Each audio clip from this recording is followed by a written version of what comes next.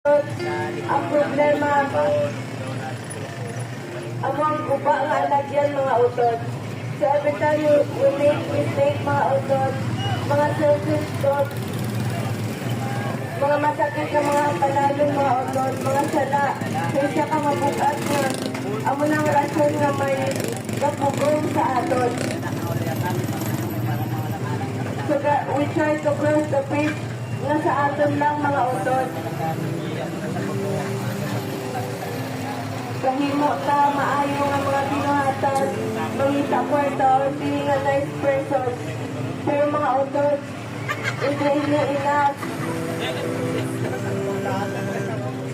Sinisang Roman 6:23 for the wages of sin is death.